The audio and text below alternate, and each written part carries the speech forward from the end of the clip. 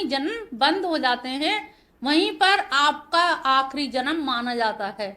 अगर कृष्ण में श्रद्धा है, कृष्ण भक्ति पनप गई है, कृष्ण को आपने सर्वोपरि श्रद्धा से पूर्ण मनोयोग से उनको स्वीकार कर लिया है, स्वयं को समर्पित कर दिया है, तो ये मान लीजिए, अनुमान करके चलिए, दम मत करिए इसमें, अहंकार नहीं कि मेरा तो आखिरी जन्म है। अभी पता नहीं कितने पाप और हो रहे होंगे, हो सकता है पाप धुल रहे हो इस जन्म में, लेकिन फिर भी नियर अबाउट कहीं ना कहीं आप आसपास आ गए हैं जहां पर आपका अंतिम जन्म माना जाता है। तो यहाँ मन को जब पूरी तरह से भगवान में लगा दिया जाता है, तो वो मन हमारा ऐसा होता है कि वो फिर कहीं भटकता नहीं है, वो फिर मन कहीं किसी में जाना नहीं चाहिए। पिछली बार भी कहा अनन्य भाव, यहाँ पर जो भी हो वो अनन्यता से हो, और अनन्यता के अलावा कोई और चीज यहाँ पर द्वितीयो नास्ति, दूसरे की मान्यता नहीं होती। जो भी कुछ है सबसे करके, ऐसा नहीं किसी का खंडन नहीं किया जा रहा। मान्यता का मतलब है हमने सबको मान चुके हैं, लेकिन अब मानने के बाद मानते मानते अब हम थक गए, अब हमें विश्राम चाहिए। अब हमें विश्राम चाहिए तो कहाँ विश्राम चाहिए? वो भगवान की शरणागति है, जहां पर हमें कोई मनोकामना वांछा लेकर के नहीं आनी, कामना लेकर के नहीं आना, बस भगवान के प्रति प्रेम लेकर के आना है। प्रभु तुमसे प्रेम है, दुनिया भर से हमने प्रेम किया, लेकिन हर प्रेम ने झटका दिया, हर प्रेम ने दुत्कारा, हर प्रेम ने कहीं ना कहीं धोखा दिया। अब हमारा दिल दिमाग हर तरह से ये निश्चय कर लिया है कि अगर प्रेम करेंगे तो केवल आप ही से प्रेम करेंगे, क्योंकि आपका प्रेम इसी जन्म में नहीं, जन्म जन्म जन्मांतर सुधार देगा। जन्म जन्म आप प्रेम को निभाते हो, ऐसे निभाने वाला तो हमारे ना माता पिता हैं इस शरीर के, ना पत्नी पति है कोई भी, ना पुत्र है कोई भी नहीं है जो हमारे इस प्रेम की विधा को आगे परंपरागत ढंग से लेके चले। ये बागडोर प्रेम की आपके चरणों में हम डोर बांधे देते हैं, और ये डोर आपके चरणों में बंधी रहेगी तो हमारा जीवन सार्थक हो जाएगा। तो मैयावेश्य, तो कैसे मैयावेश्य करना है? इसी तरह से भाव को बार बार समझाना है। फिर घर की ममता लग जाती है, फिर आप फंस जाते हो घर के कामों में, फिर आपको पुनः फिर समझाना है। तो ये समझने और समझाने की प्रक्रिया केवल हफ्ते में एक दिन नहीं होनी, ये नित्य निरंतर। तभी कहते ना कि आप स्वयं के भी गुरु बनिए, स्वयं के गुरु बन के स्वयं को बार बार समझाइए।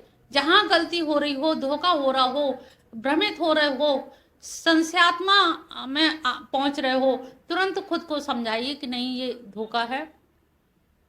सच्चाई, अल्टीमेट रियलिटी जो है वो है, हमें इसमें भ्रमित नहीं होना है। बड़े बड़े मोह के जाल आते हैं, ऐसे ऐसे मोह जाल आते हैं जहाँ मार्कंडेय ऋषि तरीके विमोहित हो गए। तो ऐसे ऐसे लोग जब ऋषि मुनि मोहित हो जाते हैं तो माया जाल कहा गया है। तो माया का जाल है, जाल में फंसा ही जाता है, निकलना मुश्किल होता है। तो इसी तरह से जैसे होता ना, एक कबूतर एक कमरे के अंदर एक खिड़की से अंदर चला गया, अब वो उस कमरे में पूरे में भाग रहा। हमारे यहाँ आ जाते हैं कभी कभी पूरे उसमें से, और वो जहां से घुसता है, एक कौन शीशा टूटा हुआ था, उसको वही शीशा नहीं मालूम था कि यहाँ से निकलना है। घुसना तो आता है, तो हम सब लोगों को भी माया जाल में घुसना आता है, लेकिन निकलते समय वो रास्ता भूल जाते हैं कि घुसे कहाँ थे और अब निकलना कहाँ से। तो वो कबूतर इतना परेशान रहता था, हम लोग कई कई दिन भगाते भगाते परेशान हो गए, लेकिन वो कबूतर नहीं भाग पाता था क्योंकि वो रास्ता भटक गया। अब उसे कैसे बताया कि तुम्हारा ये रास्ता है? कबूतर की बोली आती नहीं हम लोगों को। अब वो कभी समझा नहीं, गुटरगु कर नहीं पाए, वो कभी समझ नहीं पाया और बेचारा परेशान ही रहा। अंत में फिर यहाँ से बंद ही कराना पड़ा पूरी तरह से। हम लोगों की भी स्थिति वही है कि हम लोग भी घुस तो जाते हैं ग्रस्त में, प्रेम जाल में, माया मोह में, लेकिन घुसने के बाद में फिर निकलना नहीं जानते। लेकिन इतनी अकल नहीं है कि जब हम घुसे हैं जिस मार्ग से, तो हम निकल भी उसी मार्ग से सकते हैं। ये हमारी त्रुटि हो जाती है। श्रद्धा पर्योपेतास्ते युक्त। तो मेरे लिए भगवान ने कहा युक्त व्यक्ति, उत्तम व्यक्ति वही है जो श्रद्धा से युक्त होकर के नित्य युक्त, नित्य ही उपासना करता है। ऐसा नहीं कि एक दिन हमने जन्माष्टमी का व्रत रख लिया, एक दिन हमने उत्सव मना लिए, छठी उत्सव कर लिया। ऐसे ये उत्सव तो ये होते ही रहते हैं, नित्य निरंतर, जैसे होता है अपना बेटा अगर कहीं बाहर गया है तो आप कहें कि यहाँ पर तो निरंतर नित्य की बात कही गई है, हम कैसे करें, क्या घर के और काम काज नहीं है, भगवान को याद करते रहें। उन्होंने कहा जब तुम्हारा बेटा कारगिल पे जाता है तो क्या तुम्हारी याद करनी पड़ती उसकी, याद स्वतः रहती है, और लेकिन काम छूटते भी नहीं है, काम भी सारे होते हैं। तो या अपने पुत्र को आने में देर हो जाती है, या कहीं प्लेन क्रैश हो गया तो चिंता में। तो ऐसी स्थिति में जो अनन्यता, जो बेचैनी, जो व्याकुलता बनी रहती है, वैसी व्याकुलता अगर कृष्ण के लिए रहे तो वो उसी व्याकुलता के लिए कहा गया है कि सतत नित्य युक्ता, नित्य रहे, हर समय रहे, अनन्य रहे। और ऐसी जब श्रद्धा रहती है तो वो श्रद्धा युक्तम कही गई है। अब भगवान को लगा कहीं ऐसा ना हो, अर्जुन को ये लगा कि ये तो अपनी अपनी प्रशंसा कर रहे हैं कि बस तू मेरी शरण में आ जा, मेरे ही पास आ जा। उन्होंने कहा देख, दो मार्ग तूने बताया ना कि युक्त कौन सा है, कौन सा ठीक है, ये मैंने तुझे बता दिया। अब तीसरे श्लोक में वो कहते हैं ये तो अक्षरम निर्देशम व्यक्तम पर्युपासते सर्वत्र गामचिन्त्यं चाकूटस्थमाचलं ध्रुवं सन्नियमेन्द्रिये ग्रामं सर्वत्र समबोधय ते प्राप्नुवन्ति मामेव सर्वभूतहिते रताम। तब उन्होंने कहा कि नहीं, ऐसी बात नहीं है, जो अक्षर है, जो अव्यक्त है, जिसका निर्देशन इंद्रिय गोचर नहीं है, निर्देशन नहीं किया जा सकता, उसकी भी उपासना की जा सकती है। वो कूटस्थ है, अचल है, ध्रुव है, लेकिन उसके लिए हमें सबसे पहले संयम में इंद्रिय ग्रामम, सारी इंद्रियों के ग्राम, पूरे इंद्रियों को हमें संयम करना पड़ेगा। सर्वत्र समबुद्धि, और सभी मनुष्यों के प्रति समबुद्धि होनी चाहिए। सर्वभूत हितेरता, सबके प्रति हमारे अंदर हित यानी कि उनके प्रति रत रहना चाहिए कि हमें सबका कल्याण करना चाहिए। और क्यों करेंगे कल्याण? क्योंकि हमें सब में उन्हीं को देखना है कि वो अटल है, कूटस्थ है, अक्षर है, अव्यक्त है, दिखता नहीं है लेकिन वो सब में व्याप्त है। जैसे जलाशय है, गंगा जी का जल है, लेकिन हम उसको अगर एक मुट्ठी में लेकर के देखें तो नहीं उसको वो कर सकते, लेकिन वही जब बर्फ जम जाती है तो उसका एक हिमखंड हम टुकड़ा हाथ में ले सकते हैं। तो इसी प्रकार से उन्होंने कहा वो अव्यक्त है, अक्षर है, अनिर्देश्य है, उसका निर्देशन नहीं किया जा सकता। जिसने अनुभव किया वो बता भी नहीं पाया है, इंद्रिय गोचर नहीं है, सम बुद्धि है। लेकिन आपको सबके प्रति सम बुद्धि, सम भाव रखना पड़ेगा, सम बुद्धि रखनी पड़ेगी, सम विचार रखना पड़ेगा। और सम विचार रखने के लिए क्या करना पड़ेगा? सारी इंद्रियों के समूह को, इंद्रिय ग्राम नियंत्रित करना पड़ेगा। और तब आप उसको जानने की कोशिश करेंगे। लेकिन जानने की कोशिश में आप करोगे कैसे? ये तो बड़ा असंभव सा काम बता दिया आपने। उन्होंने नहीं, कठिन नहीं है, इसमें घबराओ नहीं। जब तुम सारी इंद्रियों को नियम में कर लोगे, संयमित कर लोगे, तो मन एकाग्र हो गया। मन एकाग्र हुआ तो बुद्धि एकाग्र हो गई, बुद्धि हुई तो अहंकार भी शांत हो गया। और अहंकार जब शांत हो गया तो उसमें हमारा जो चेतना है वो चैतन्य उसमें रिफ्लेक्ट होगा, बिंब पड़ेगा।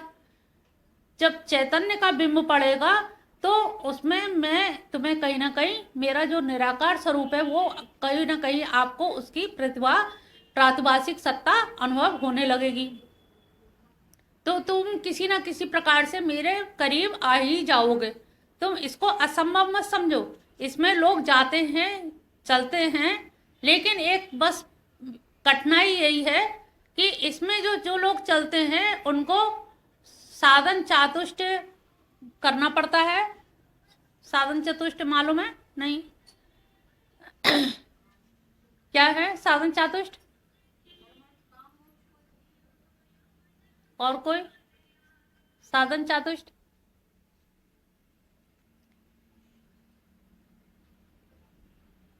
ये शंकराचार्य जी ने बताया है, नित्य अनित्य वस्तु विवेक। नित्य क्या है, अनित्य क्या है, इस वस्तु का विवेक। विवेक शब्द विचिर धातु से बना है। विचिर माने अलग अलग करना। जब हम लोग दाल बीनते हैं, कंकड़ निकालते हैं, तो इसी प्रकार से हम अपनी कमियों को अलग अलग निकालें। अब दिन भर आपको ये याद रखना है कि विवेक के द्वारा कि एक ना एक दिन हमें मरना है। जब कोई डेड बॉडी जाती है तब तो हम सबको याद रहता है, लेकिन जाने के 2 दिन बाद ही हम भूल जाते हैं। घर के आसपास भी हो 13 दिन बाद हम भूलने की कोशिश करते हैं। तो हर समय याद आप नहीं रख पाते। तो नित्य अनित्य वस्तु विवेक ये निरंतर बना रहे। ज्ञानी में और आप में अंतर क्या है कि ज्ञान आपको भी उसका है, विवेक आपको भी उतना ही है, विवेक में कमी नहीं है, लेकिन विवेक की निरंतरता में कमी है।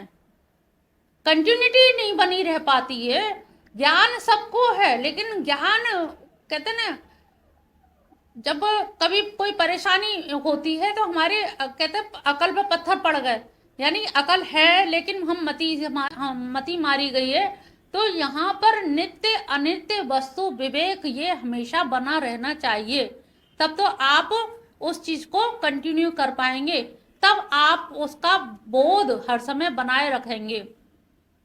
नहीं तो अबोध अज्ञानी तो हो ही हो, विवेक खो गया हमारा। उस समय हमारे मति पे पत्थर पड़ गए, उस समय हमें ध्यान नहीं रहा, गलती हो गई। स्टेबल सातत्य। अब ये हर समय सातत्य रहे, मैं अनित्य हूं, मैं अनित्य हूं, मुझे मरना है, मैं गलती ना करूं, किसी से बैर ना करूं, मैं अनित्य हूं, आप इसको कंटिन्यूटी बना ही नहीं पाओगे। तो ये, और जो लोग संन्यास ले लेते हैं जंगल में, उन्हें कोई मतलब और काम है नहीं, उन्हें कंटिन्यूटी यही चीज ध्यान रखनी है। और वो क्या है, एक ऑरा बन जाता है, मैं अकेला हूँ, मेरा कोई नहीं है, दुनिया में मेरा कोई नहीं है, मुझे जाना है एक दिन, जितना भजन कर सके, जितना ध्यान कर सके। तो यहाँ सारा कुछ, वो जंगल में क्यों जाते हैं सन्यासी? इसी के लिए तो जाते हैं ना, साधना करने के लिए। अगर हम कहें कि घर में रह के साधना करो तो वो बड़ा मुश्किल है कि ये विवेक हर समय हम कंटिन्यूटी में बनाए रखें, ये विवेक नहीं रह सकता। जंगल में वो चीज और कोई है ही नहीं, आपको कोई डिस्टरबेंस करने वाला, कोई परेशान करने वाला, क्रोध दिलाने वाला या आपको मान हानि पहुंचाने वाला कोई है नहीं। तो आपका ऑरा ही, आप उस चीज को भूलने लगते हो, गलत चीजों को फिर भूलने लगते हो, और अच्छी ही अच्छी चीज सद वस्तु का ही ज्ञान बना रहता है, असद वस्तु भूलने लगते हो, विस्मरण हो जाता है। और यहाँ पर क्या है, हम लोग सद वस्तु को कभी कभी याद करते हैं और असद वस्तु हर समय याद रहती है।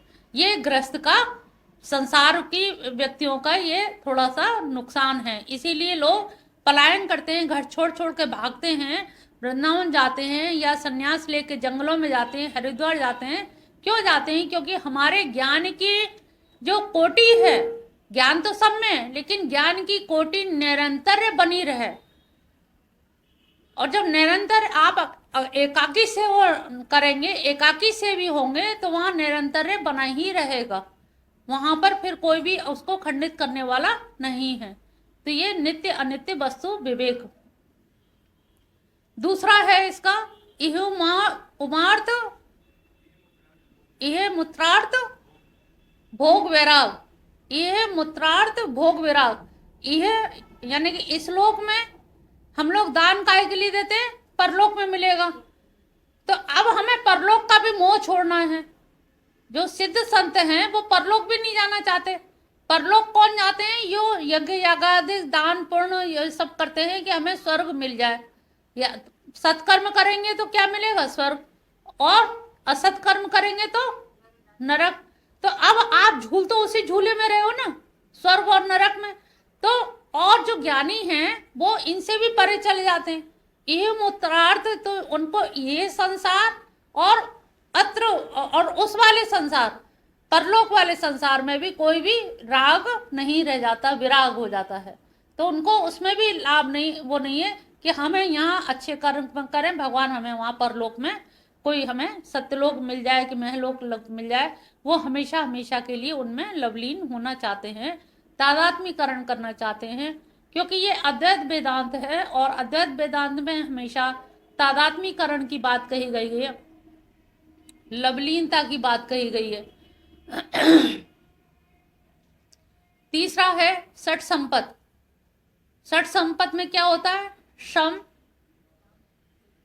शम में हमारी ज्ञानेंद्रियों का समन करना, दम यानी कि जो कर्मेंद्रिय हैं उनका, तितिक्षा अपना संयम करना,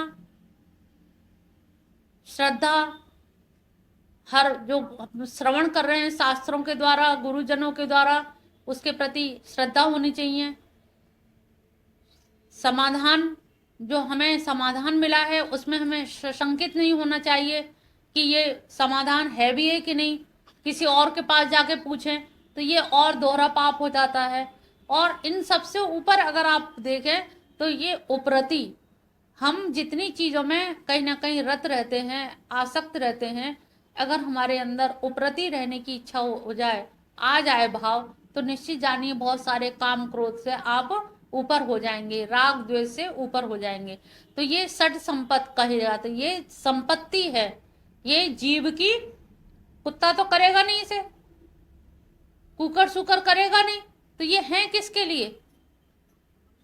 और मनुष्य कोई मालूम नहीं है। अभी पूछो षट संपत्ति क्या है तो वो पता ही नहीं है, तो कब करोगे? जब इतनी उम्र निकल गई बिना पते में, जब पता कब करोगे और कब फॉलो करोगे? तभी तो शंकराचार्य को कहना पड़ा कि भज गोविंदम मूढ़ मते, कि 80 साल की उम्र में तुम पाणिनि की अष्टाध्यायी के सूत्र याद कर रहे हो, तो अब इनको अप्लाई कब करोगे?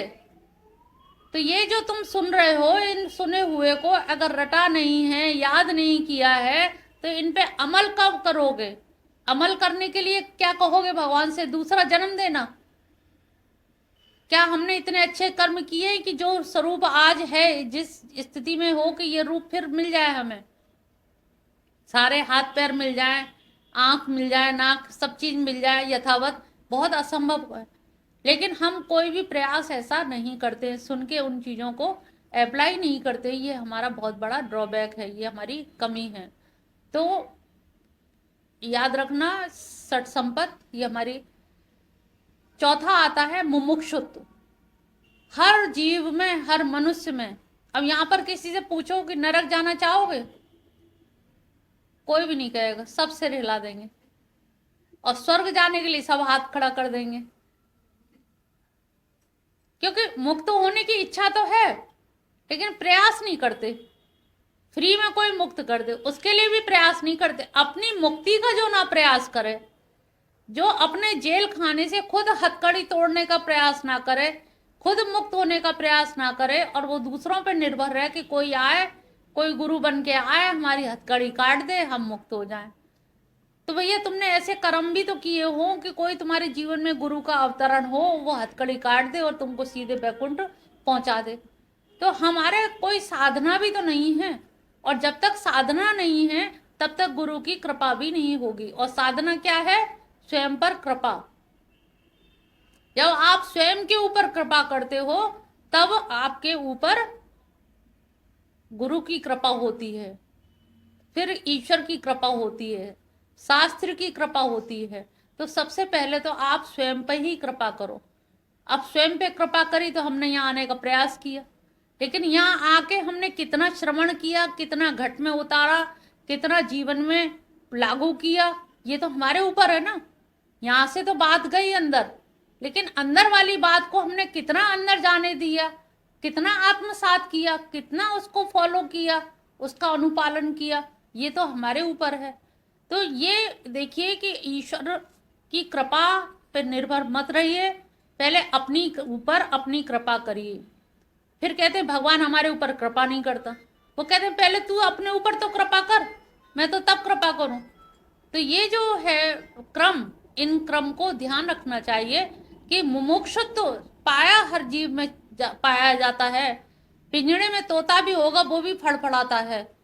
कोई भी जीव हो, खूंटे से गाय बांध दी जाए वो भी खूंटा तोड़ने लोमना तोड़ने की उसमें रहती है। इसका मतलब मुक्ति का भाव सबके अंदर रहता है, लेकिन मुक्ति के भाव के साथ साथ हमें मुक्त होने के लिए प्रयास भी करना चाहिए।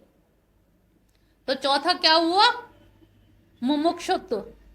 मुमुक्षु माने मुक्त होना और मुमुक्षुत्व इच्छा होना, मुमुक्ष की इच्छा करना। तो ये क्या हो गए हमारे साधन चतुष्टय। तो पहला क्या हुआ साधन चतुष्टय में? पहला कौन सा है? अभी अभी भूल रहे हो।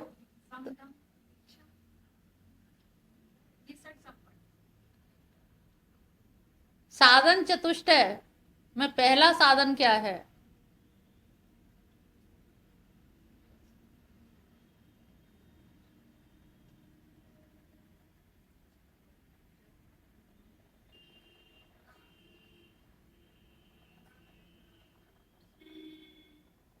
हम मरेंगे, क्या इसको याद रख सकते हैं? याद आ गया? मुझे परलोक भी नहीं चाहिए। हाँ, वेरी गुड। यह मूत्रार्थ भोग विराग, उसके भोग से भी विराग होना चाहिए।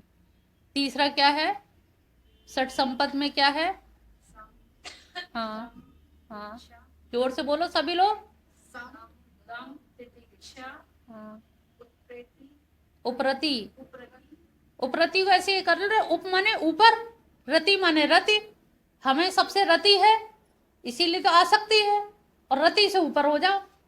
उपरति हमेशा याद रहेगा।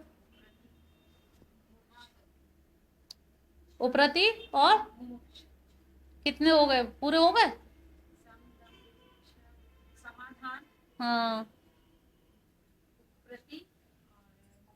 फिर गलत उच्चारण। उप धन रति। उप माने ऊपर है, रति माने प्रेम है। किसी भी वस्तु के प्रेम से ऊपर उठ जाओ, उपरति। श्रद्धा कहाँ गया इसमें से? हाँ, मुमुक्षुत्व चौथा है। तो पहला नित्य अनित्य वस्तु विवेक हो गया, ये मूत्रार्थ भोग विराग द्वितीय, तीसरा षट संपद, चौथा है मुमुक्षुत्व। ये चार साधन चतुष्टय कहे जाते हैं जो ज्ञान मार्गियों के लिए अत्यंत आवश्यक हैं, जो अद्वैत वेदांतियों के लिए अत्यंत आवश्यक है। ये क्या है? साधन पक्ष है। साधन किसके लिए किए जाते हैं? साधन किसके लिए, काहे के लिए किए जाते हैं? साधन क्यों करते हैं? साध्य की प्राप्ति के लिए। हाँ, तो जो साधन है, साधन हमेशा साध्य की, ये तो किसी और के भी पक्ष में ले सकते हो ना। साधन शब्द तो एज यूजुअल है ना। तो साधन, जहां भी साधन है वो साध्य की उत्पत्ति के लिए, साध्य की प्राप्ति के लिए होगा। तो जहां जहां साधन है वहां वहां साध्य की प्राप्ति होगी। तो साध्य की प्राप्ति के लिए हमें प्रयास करने होते हैं, और साध्य की प्राप्ति उसी के लिए हमें इतने कठोर तपश्चर्या करनी होती है, क्योंकि हमें साध्य की प्राप्ति करनी है। अब यहाँ पर ज्ञानियों के लिए ये चारों चीजें साधन चतुष्टय अपनाना अत्यंत आवश्यक है। अब दूसरा जो है,